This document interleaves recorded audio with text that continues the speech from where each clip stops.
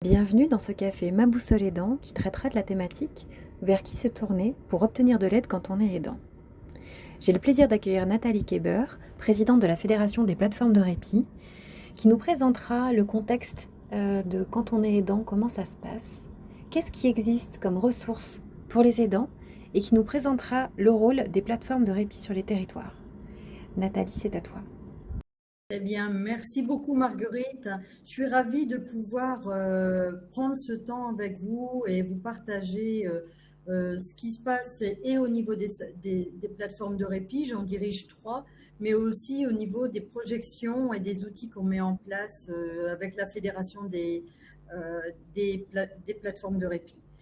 Je voudrais vous parler d'abord, avant de décliner l'offre qui est destinée aux aidants, c'est déjà de vous parler du contexte dans lequel on parle des aidants. Les aidants, on sait là depuis quelques années, maintenant, on a une définition de l'aidant qui est la personne qui vient en aide à une personne en perte d'autonomie avec un petit peu, qui vient en aide ponctuellement, régulièrement, de temps en temps, ou pour énormément d'actes ou pas beaucoup d'actes. L'idée, c'est cette définition, elle est tellement large qu'on ne sait pas quel jour on devient aidant, à partir de quel moment, à partir de quel jour on n'est plus seulement le conjoint, l'enfant ou le parent de quelqu'un qui perd son autonomie. Ça, c'est très, très compliqué à saisir et c'est peut-être le plus grand frein quand on parle de l'aidant parce que tant qu'on ne se reconnaît pas comme aidant, eh bien, on n'accède pas ni à l'offre qui est proposée par les professionnels, ni aux aides auxquelles on a droit. Et en plus, on n'est pas sensible au message de prévention. Ça, c'est déjà une grande particularité. On voit très peu, là, alors je ne veux pas dire on ne voit pas parce que depuis tout à fait récemment, on a un spot qui parle des plateformes de répit et de l'aidance, mais ça reste encore à la marge, alors que les aidants, eh bien, c'est 11 millions de Français. C'est un Français sur 6 qui, dans sa vie quotidienne, accompagne tous les jours quelqu'un en perte d'autonomie. C'est énorme. Alors, 1 sur 6, c'est avec 50% qui ne se reconnaissent pas. Vous imaginez encore la marge de manœuvre et de prestations à développer. Je dis 1 sur 6 aujourd'hui, alors qu'aujourd'hui, on a 1 100 000 malades d'Alzheimer diagnostiqués, pour ne faire qu'un focus sur une seule maladie. On sait bien que cette maladie est intimement liée à l'âge et le nombre de patients sera doublé dans les 20 ans. Donc, on arrivera à 2 millions. Donc, ça vous donne une progression du nombre d'aidants dans les années à venir. Et même si je ne parle pas de maladie, eh bien, si on prend tout simplement l'âge, puisque je vous ai dit, c'est une maladie intimement liée à l'âge, eh bien, si je prends l'âge, et aujourd'hui, on a 1 million de personnes qui ont plus de 85 ans. En 2040, on aura 5 millions. Donc, on va potentiellement quintupler le nombre d'aidants dans les prochaines années. Un autre chiffre, je ne vais pas vous assommer de chiffres, mais un autre chiffre qui doit nous faire réfléchir, c'est qu'en 2030, eh bien, on aura un actif sur 4 qui sera aidant. Et ça va modifier toutes nos organisations professionnelles, ça va modifier considérablement la solidarité à mettre en place. On peut le dire aujourd'hui, tous et toutes concernés par l'aidance, aujourd'hui ou demain. Du coup, si je continue dans Marguerite, du coup, voilà, merci. Alors, les aidants, ils vont faire quoi? Et c'est déjà au niveau des tâches qu'on pourra s'interroger. Au départ, on va donner un coup de main pour faire les courses, pour faire un peu de ménage, pour aller faire quelques démarches administratives, et puis on va accompagner le proche à des rendez-vous, à sortir un peu, à avoir une vie sociale. Et au fur et à mesure de la perte d'autonomie, on va être de plus en plus présent. On va devoir coordonner les rendez-vous des professionnels. Ah oui, l'aide ménagère, elle vient tel jour, mais c'est en même temps que le kiné. Il faudrait que ça soit fait avant la toilette. Enfin, il y a une coordination qui est vraiment importante, sans compter que l'aidant va être là aussi en soutien psychologique. Il n'est pas rare de voir des aidants qui vont même jusqu'à faire la toilette de leurs proches ou à donner à manger à la petite cuillère tout seul, qui se débrouillent tout seuls depuis de grands nombres d'années. Alors, on parle de charges objectives et subjectives, et nous, en tant que professionnels, jamais on jugera. Il y a parfois des gens, des aidants qui interviennent ponctuellement, mais au vu des relations qu'ils avaient avec leurs proches antérieurement, ça leur pèse beaucoup. Et d'autres aidants, heureusement, qui vont très bien, malgré un investissement très, très important.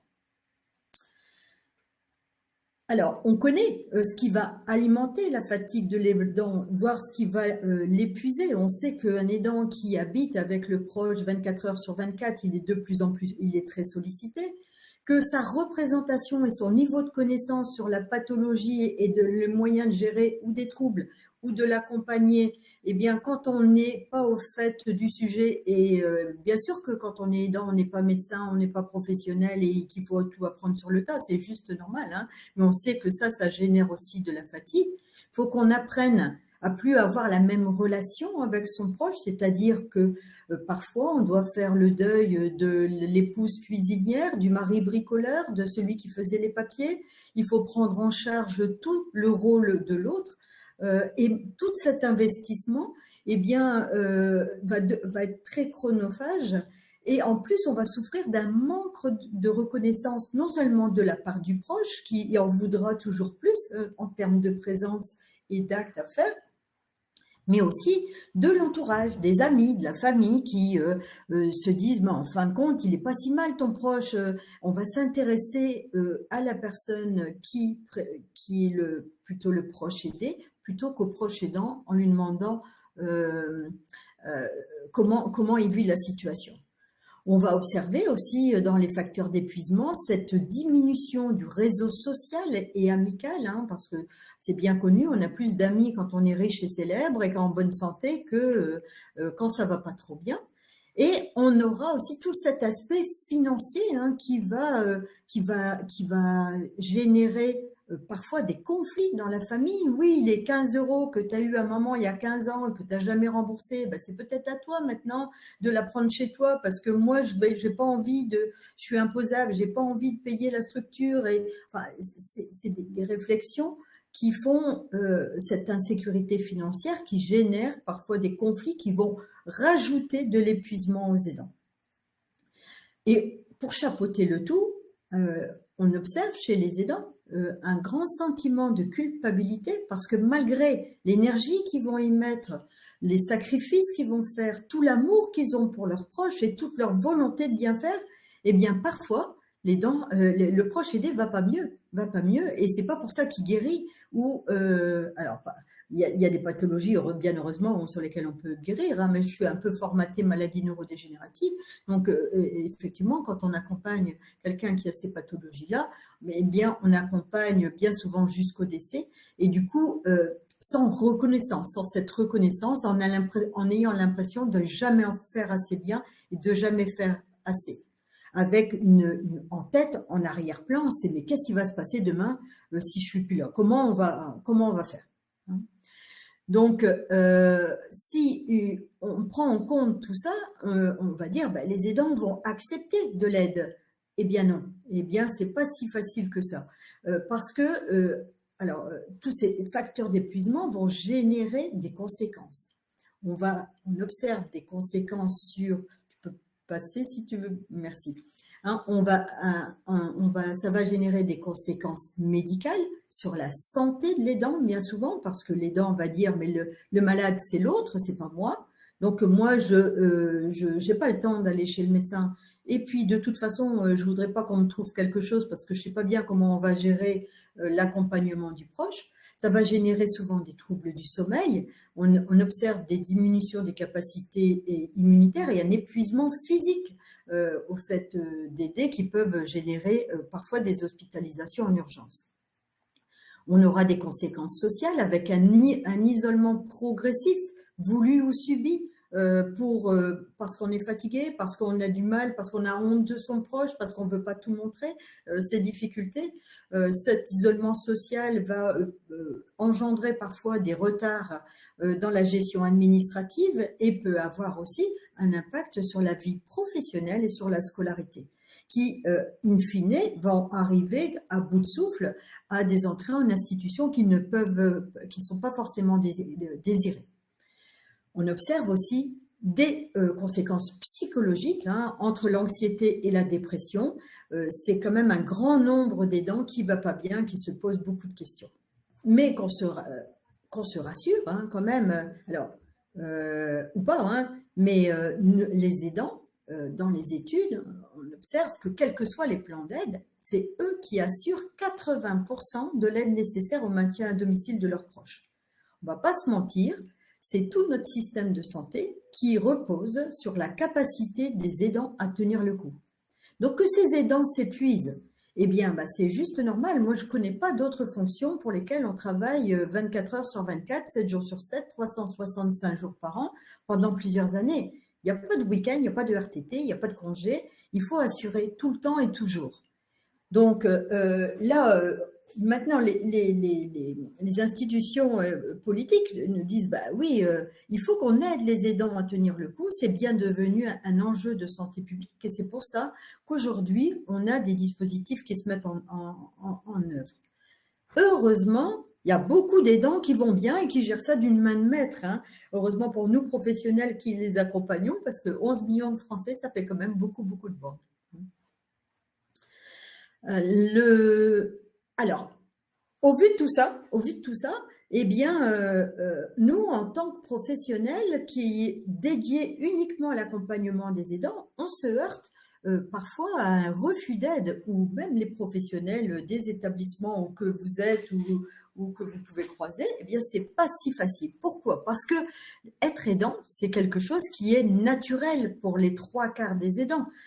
D'ailleurs, dans chaque famille, vous allez trouver, quel que soit le nombre de la fratrie, un enfant qui va s'intéresser plus particulièrement à son parent ou inversement. C'est quelque chose c'est de la valeur sociétale parce qu'on a des liens particuliers, parce qu'on habite à côté, parce qu'on a un métier qui va bien, parce qu'on a plus de temps libre, pour des tas de raisons. Eh bien, on devient aidant d'office. J'ai envie de dire, c'est écrit nulle part, mais dans chaque famille, il y a quelqu'un qui prend ce rôle-là. Sauf que d'avoir ce rôle-là, c'est beaucoup de responsabilités. Et c'est un rôle pour lequel on n'apprend pas à être aidant. On apprend sur le tas, avec toutes les difficultés qui arrivent au fur et à mesure. Du coup, devoir chercher de l'aide ou mettre en place, faire intervenir d'autres personnes, c'est pas si facile. On va avoir tous les freins logistiques à l'acceptation d'aide. D'abord, ça va coûter cher s'il y a des gens qui viennent chez moi. Et puis, ça sera beaucoup plus simple si c'est moi qui fais tout seul. Et puis, j'ai pas envie qu'on rentre chez moi à 7 heures du matin, voir mon proche en pyjama. Moi, je vais devoir être lavé, habillée aussi. J'ai pas très envie qu'on déboule chez moi comme ça tout le temps. Et puis, si je parle de répit, mon proche ne voudra pas. Il va dire, mais il va pas vouloir aller quelque part. Il va pas vouloir que quelqu'un d'autre que moi vienne s'occuper de lui. Et ça, c'est vraiment au quotidien qu'on entend ça. Et puis, de toute façon, je ne sais même pas vers qui aller. L'information, il y a tellement de services, c'est tellement compliqué, je ne sais pas vers qui aller. Et puis, on a aussi tous les freins psychologiques qui fait que, eh bien, ça veut dire quoi si je vais chercher de l'aide? Ça veut dire que je ne suis pas capable de m'occuper de mon proche tout seul? Ça veut dire que je suis pas... et puis je culpabilise de prendre du temps pour moi alors que mon proche, il est malade. Ma place est auprès de lui. Puis de toute façon, quand je suis pas là, je suis inquiète parce que qu'est-ce qui va se passer pendant que je suis pas là? Je suis pas tranquille. Et puis, j'ai surtout pas envie que la personne qui vienne chez moi voit mon proche comme ça et qu'il aille le dire dans tout le quartier comment il est vraiment, quel trouble du comportement il peut avoir, quelle chose il peut faire. Et puis, de toute façon, je suis mariée pour le meilleur et pour le pire. Je l'ai dit quand je me suis mariée. Donc, c'est à moi de le faire. C'est mes parents. Alors, mes parents, ils s'occupaient de moi quand j'étais petite. Donc, c'est à moi de reprendre c'est normal. Tout est normal. Et puis, si je ne le fais pas moi, il va croire que je l'abandonne et que je veux m'en débarrasser. Et du coup, puis de toute façon, on ne va pas se mentir, les professionnels, ils ne feront jamais aussi bien que moi. hein, donc, comment moi je pourrais prendre aussi des décisions alors que c'est lui qui prenait toutes les décisions. Vous voyez, c'est au niveau psychologique, on a des tas d'idées qui passent et auxquelles on est confronté. Et ça, vous allez comprendre que c'est un rôle fondamental, ces freins psychologiques à l'acceptation d'aide, des missions des psychologues au sein des plateformes de répit. Alors, quand on accompagne ou quand on voit un aidant, tout ce qu'on peut dire, c'est que il faut accepter d'abord que tous les aidants n'aient pas besoin d'aide. Hein. Certains, je vous ai dit encore une fois, hein, ils vont plutôt bien, et comprendre pourquoi ils refusent cette aide. Ne pas hésiter à laisser des coordonnées en disant mais voilà, on s'inquiète pour vous, sachez qu'il y a des professionnels qui peuvent vous accompagner, vous écouter et vous orienter, ça n'engage à rien, c'est de l'information, vous n'êtes pas obligé de continuer, enfin de tout gérer tout seul. Hein. Expliquer que oui, sur Internet, on trouve effectivement beaucoup de choses, mais parfois on trouve tellement de choses que si on a 50 services d'aide à domicile sans structure, c'est comment je choisis la bonne structure par rapport à l'âge, par rapport aux pathologies, par rapport à mes finances. Enfin, on peut essayer d'avoir des professionnels de proximité pour cibler les solutions. Et puis dire qu'on s'inquiète hein, vraiment pour les personnes et qu'on peut les mettre en contact avec des professionnels qui leur sont dédiés. Ça, c'est vraiment important parce que l'acceptation d'aide, c'est un cheminement. C'est un vrai cheminement. Tout le monde n'est pas prêt, pour toutes les freins que je vous ai cités avant, d'accepter si rapidement.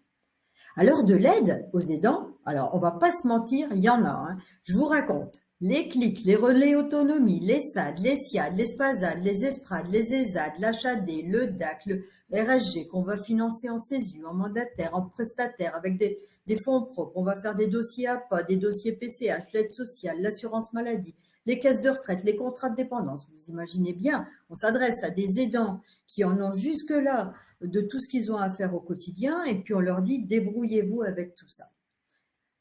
Je rassure tout le monde, il y a 80% des professionnels qui sont largués dans les acronymes et dans de qui fait quoi sur son territoire. Donc, cette jungle médico-sociale, hein, comme j'appelle, elle a le mérite d'exister et tout le monde travaille bien. Tout le monde a sa fonction. C'est juste compliqué de taper à la bonne porte au bon moment. C'est ça qui compte. Alors, qu'est-ce que, pour dégrossir hein, un petit peu ce qui existe comme aide, on va retrouver d'abord toutes les aides qui sont à destination du patient, de la personne aidée à domicile. Du coup, on va retrouver les SAD. Les SAD, c'est les services d'accompagnement et d'aide à domicile. Ah, bon, merci Marguerite, ça va. Où on va retrouver les aides ménagères et les auxiliaires de vie. On va retrouver les SIAD, les services de soins infirmiers à domicile ou les centres de soins infirmiers. Vous voyez, alors je vais juste faire un petit aparté pour vous expliquer combien c'est compliqué. Le SIAD, il est pris en charge par la sécurité sociale avec une ordonnance du médecin traitant. Le SAD, c'est un dossier d'APA ou de PCH à remplir avec pas de reste à charge si on est à la PCH et du reste à charge, enfin une prise en charge en fonction des ressources si on a l'APA. Vous voyez, pour l'aidant qui est déjà qui a vraiment beaucoup à faire, déjà comprendre toutes ces informations et accéder au bon dossier, c'est pas si évident. Les SPASAD hein, sont des services qui regroupent les SAD et les SIAD avec un coordinateur commun. C'est ce qui va se transformer en service autonomie. Hein, c'est la nouvelle réforme qui est en cours pour que ce soit justement plus lisible d'ici 2025 et qui va se mettre en route là pendant les 2 prochaines années. Les ESAD sont des équipes spécialisées Alzheimer qui interviennent à domicile avec une ordonnance du médecin traitant pour 15 séances. C'est très pointu et c'est vraiment très apprécié des familles. Les ESPRAD, c'est des équipes de rééducation. Et puis, on a tous les libéraux aussi qui arrivent, qu'on peut interpeller pour le patient à domicile. On a des aides à l'extérieur du domicile, les accueils de jour pour les personnes âgées qui ont des troubles cognitifs plutôt, ou des personnes qui sont en situation de handicap. On va trouver des structures d'hébergement temporaire, parfois de l'accueil familial, des EHPAD, mais aussi dans le handicap, les femmes, les masses de manière temporaire, ou des unités cognitivo-comportementales. Donc, ce sont d'autres structures. Il existe des aides financières et administratives, l'APA, la PCH pour obtenir de l'aide humaine, mais aussi parfois des aides au logement, à l'aménagement du logement, des aides pour le financement de protection, par exemple.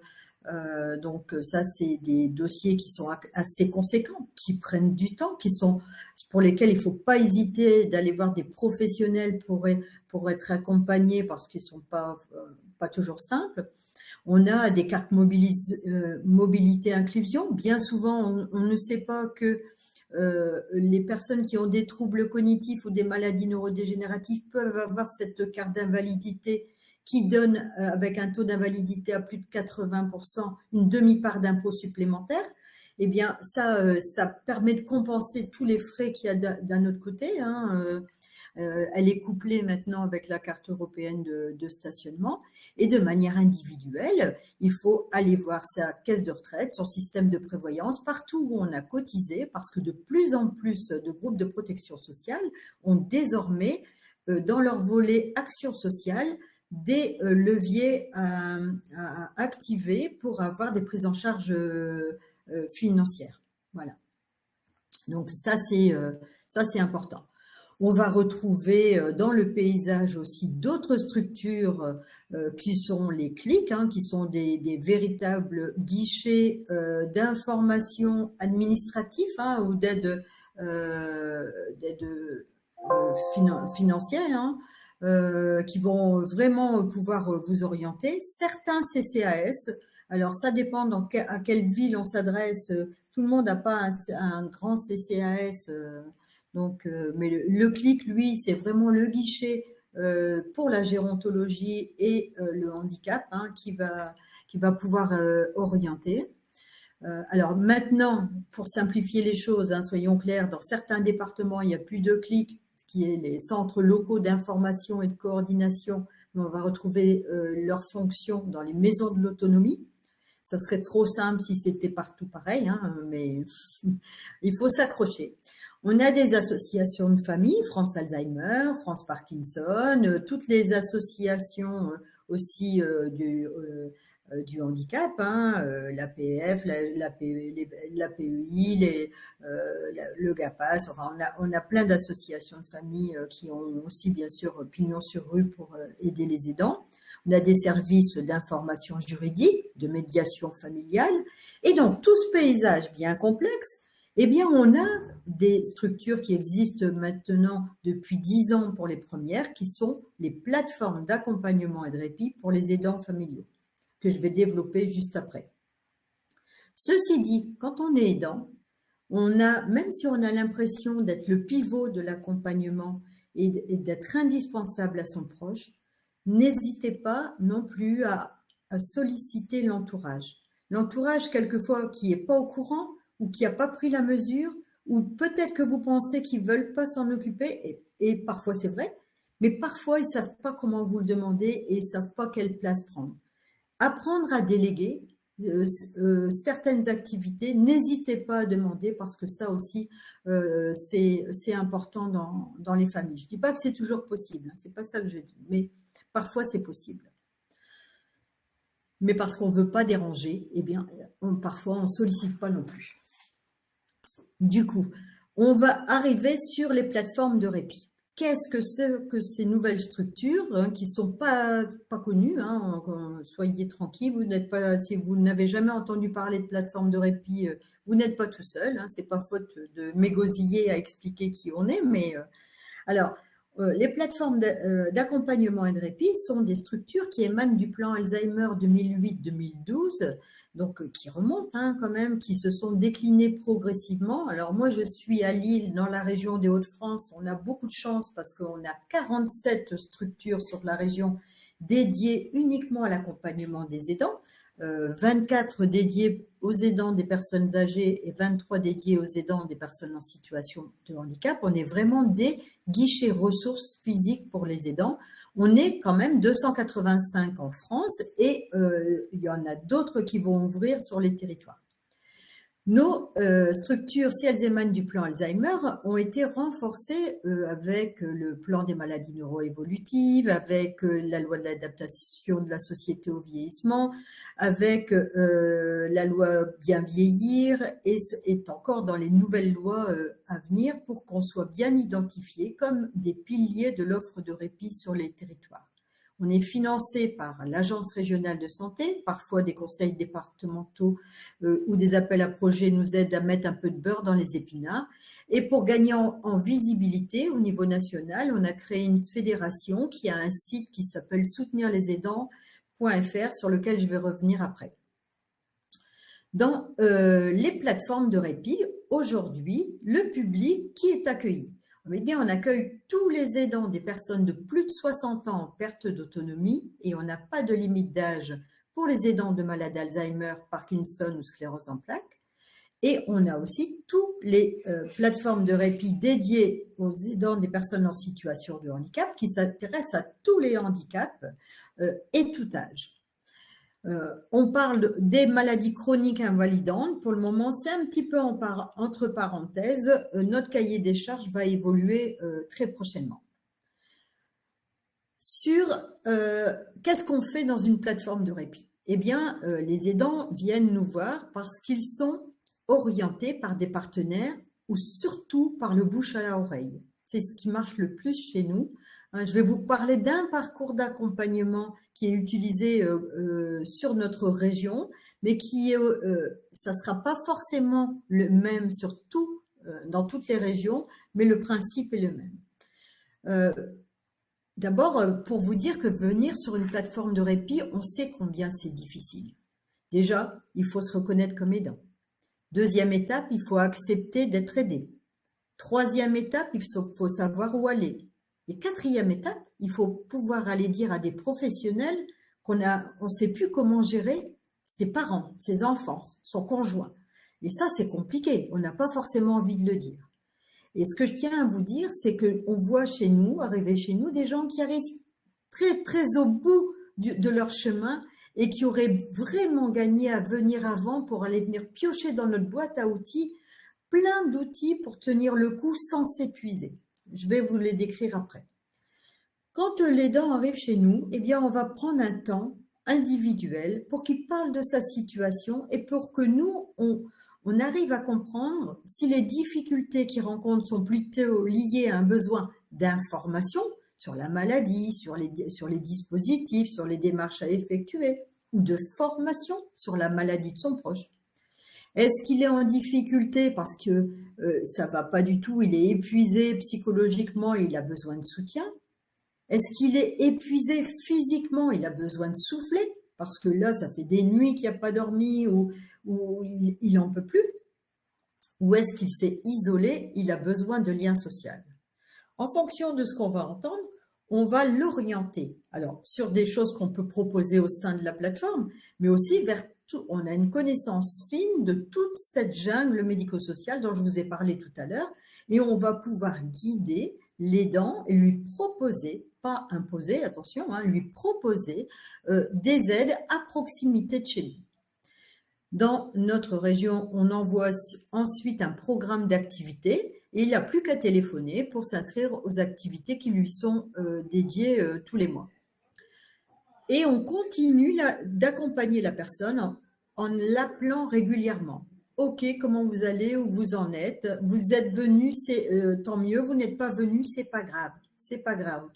Chacun son rythme et on prend les outils quand on en a besoin. Il n'y a pas de compte à nous rendre après.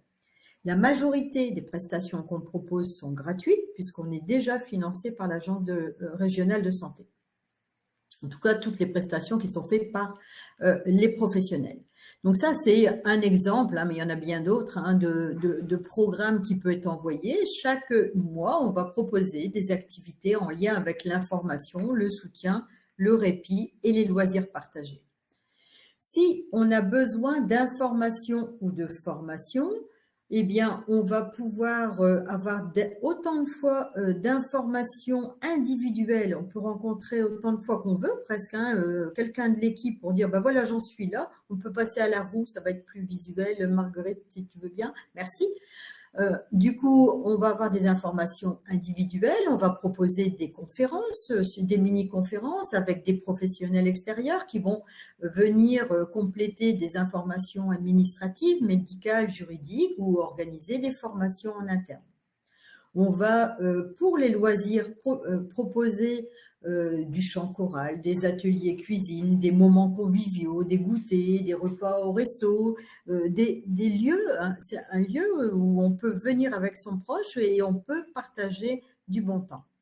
Pour le soutien, on a les psychologues qui sont là pour du soutien individuel. Elles sont formées au counseling, c'est-à-dire qu'on va donner ce sont des psychologues qui connaissent bien et la pathologie et la relation d'aide et qui va donner les outils pour mieux communiquer, pour ne pas s'énerver, pour prendre soin de soi.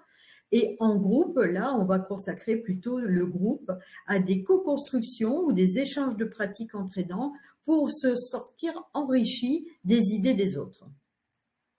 Si on a besoin de répit, eh bien, on va passer à la slide après. Si on a besoin de répit, eh bien, on a dans nos structures du répit qu'on va pouvoir proposer dans nos locaux. Alors, ce n'est pas des activités qu'il y a partout, mais chaque plateforme de répit va proposer du yoga, de la sophro, du qigong, de la méditation pleine conscience ou une autre activité en fonction des partenaires et des moyens qu'elle a. On va pouvoir proposer du répit aussi vers les établissements. Comment on accède à un accueil de jour? Il est où cet accueil de jour? On va pouvoir proposer aussi de l'accueil temporaire, des séjours de vacances adaptés. Parfois, on peut proposer de l'accueil de jour et de l'accueil temporaire chez des accueillants familiaux qui sont dédiés au mode séquentiel. Donc, ça commence à pointer le bout de son nez. Et puis, surtout, on va pouvoir proposer aussi du relais de l'aidant à domicile, du relayage, ou bien par des salariés internes de la plateforme de répit, ou par d'autres dispositifs tels Bulle d'air, des services d'aide à domicile ou Baluchon qui peut aussi faire du relayage. Hein. Du coup, si on prend, alors pourquoi prendre du répit? Pourquoi prendre du répit? Pour se reposer, pour éviter d'aller jusqu'au bout. Moi, je dis souvent, alors nous, c'est facile, hein, on est vraiment très, très haut dans le nord de la France. Moi, si je prends ma voiture dans le nord de la France et que je veux partir dans le midi, en voiture en vacances, il faudra bien que je m'arrête un peu pour faire des pauses et faire le plein si je veux arriver à bonne destination. Et éviter l'épuisement, c'est éviter les ruptures du parcours, c'est éviter les situations d'urgence, c'est éviter les hospitalisations, les entrées en institutions non désirées. Nous, là, ça fait plus de 10 ans que je travaille sur une plateforme de répit. On a accompagné des tas de familles jusqu'au bout, tranquillement, sans précipitation, où on a évolué, où les prestations mises en œuvre ont évolué en même temps que la pathologie de leurs proches. Et ça, alors c'est jamais, tout n'est jamais parfait, mais en tout cas, c'est pas dans l'urgence. Et quand on prend des décisions à froid, quand on arrive à les anticiper, eh bien, ça promet un accompagnement plus serein pour l'un comme pour l'autre. Hein, parce que prendre du temps pour soi, eh ben, ça permet d'être plus disponible à l'autre aussi. Ça permet d'être plus serein dans les relations. Ça évite d'arriver dans l'épuisement et dans des relations qui peuvent devenir compliquées. Le bénéfice pour le proche aidé, c'est que lui, il a d'autres têtes qui viennent de s'occuper de lui. Parfois aussi, ça lui fait du bien, ce lien social. S'il n'avait pas été malade, probablement, eh bien que vous n'auriez pas été collés H24 tous les deux. hein, il aurait eu des activités d'un côté et vous aussi. Et donc, le fait d'avoir de nouveaux sujets de conversation, de nouvelles activités proposées par un tiers, eh bien, ça aussi, ça permet d'adoucir les, les relations. Et puis, eh bien, on a ces relayeurs, donc je vous disais, hein, qui peuvent être des salariés de la plateforme, qui peuvent être bulles-d'air, je vais y revenir, ou des services d'aide à domicile. Alors, bulles-d'air, justement, c'est quoi? J'en profite de dire un mot parce que c'est pas très connu, alors que ça couvre 25 départements en France. Pour pouvoir retrouver le bulles-d'air et savoir si vous êtes concerné, je vous invite à aller sur le site répibulledair.fr. Eh bien, bulles-d'air, c'est un service mandataire de relayage qui permet d'être relayé ou ponctuellement ou de manière régulière pour des courtes ou des longues durées, 3 heures minimum jusqu'à plusieurs jours consécutifs par un relayeur. Ça s'adresse à tous les aidants des personnes, quelle que soit la pathologie de leurs proches. Et c'est un système qui est impulsé par la MSA, mais qui s'adresse à tous les régimes. Tout le monde peut en bénéficier. Alors, pour ceux qui connaissent le système mandataire, vous allez dire, bah oui, mais il y a beaucoup de boulot, il faut faire les démarches. Eh bien non. Justement, bulles-d'air, c'est le tiers. Comment ça se passe? Eh bien, on fait une demande à bulles-d'air. La première étape, en tant qu'aidant, on appelle. Au téléphone, on recueille un minimum d'informations administratives, notamment le numéro de sécurité sociale. Et on récolte la demande. Est-ce que c'est pour 3 heures? Est-ce que c'est pour plusieurs jours? Est-ce que c'est tous les mercredis après-midi? Avec ces données-là, bulles-d'air va s'inquiéter d'aller rechercher toutes les aides financières qui est possible en fonction de votre situation, de là où vous avez cotisé, de là où vous avez travaillé.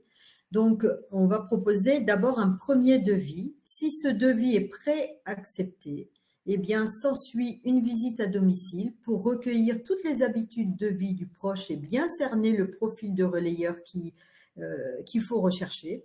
C'est bulles-d'air qui lance les annonces ou qui a dans son pool de relayeurs le relayeur qui convient, qui présente à la famille, qui décide ou pas s'il veut travailler avec ce relayeur-là. Le relais a lieu et c'est même bulles-d'air qui va s'occuper du coup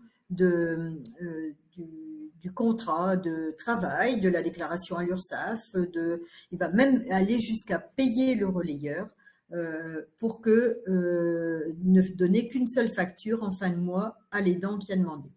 Donc, en fait, c'est tout un process qui fait que l'aidant fait une demande, il a un devis qu'il préaccepte ou pas.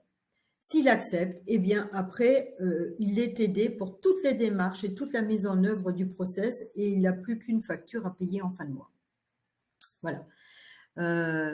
Voilà où pour ce dispositif. Alors, bien sûr, il y a Baluchon hein, aussi qui a des propositions de relayage. Il y a des SAD qui font du relayage aussi. L'avantage, pourquoi je parle spécifiquement de bulles-d'air, parce qu'il y a des accords financiers avec des groupes de protection sociale qui viennent abonder, qui viennent prendre en charge une partie du relayage et ça peut vite coûter cher quand même en fonction des situations. Donc, en tout cas, il ne faut pas faire l'économie de poser la question, de demander un devis, parce que suivant les situations, certaines personnes ne vont rien payer et d'autres personnes vont payer plein pot et n'auront que les 50% du crédit d'impôt, qui est déjà ça, hein, mais voilà. Donc, chaque situation est individuelle et chaque situation est à étudier. Voilà. Du coup, j'en ai... alors, pour retrouver la plateforme de répit à proximité de chez vous, on a créé un site qui s'appelle soutenirlesaidants.fr et qui est en lien avec Ma Boussole Aidant. Donc, je remercie là, j'en profite pour remercier Marguerite pour cette mise en lien. parce que l'idée, c'est bien de faciliter le parcours de l'aidant dans les outils numériques pour que, in fine, il trouve à côté de chez lui des professionnels qui lui sont dédiés. Donc, à partir de soutenirlesaidants.fr ou maboussoleaidant.fr, vous allez arriver sur notre site. Qu'est-ce qu'on va y trouver sur ce site? Eh bien, l'idée, c'est que partout en France, on note sa commune d'habitation, on a les coordonnées des professionnels, l'adresse, le numéro de téléphone. Mais pas seulement. Vous allez pouvoir vous inscrire en ligne aux activités, découvrir l'offre de services, découvrir les actualités, vous inscrire en ligne aux activités et vous allez pouvoir profiter de MOOC qui sont gratuits ou ouverts à tous, des MOOC, donc des formations sur la maladie d'Alzheimer, le Parkinson, la sclérose en plaques. Il y a un module aidant généraliste et il y a également, depuis la semaine dernière, un nouveau gros module sur les troubles du spectre de l'autisme, qui est vraiment pas mal et qui a été fait, alors pas par les salariés de la fédération, hein, mais bien par les centres experts autisme, hein, je vous rassure tout de suite, et par les professionnels. Voilà, c'est vraiment des pointures qui ont travaillé à ce MOOC. Voilà. Si on le reformalise sur le schéma, voilà, ça donne ça, hein. Donc, à partir d'un point d'entrée unique, l'idée, c'est d'avoir et les coordonnées, les activités, les formations. L'onglet information, eh bien, le lien avec Ma Boussole, je crois que sur Ma Boussole, vous avez trouvé énormément d'informations. Il n'y a pas, c'est je crois, l'annuaire le plus exhaustif que j'ai jamais vu sur tout ce que vous allez pouvoir trouver.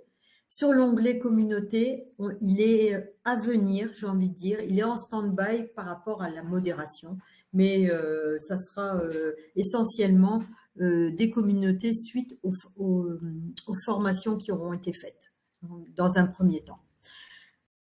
Merci Nathalie pour ces précieux éclairages. Donc vous l'avez compris, n'hésitez pas à vous rendre à la plateforme de répit la plus proche de chez vous. Et pour le prochain café Ma Boussole Aidant, la thématique sera la cohabitation senior ou la cohabitation Alzheimer. N'hésitez pas à venir retrouver nos actualités sur notre site ou sur nos réseaux sociaux. À bientôt!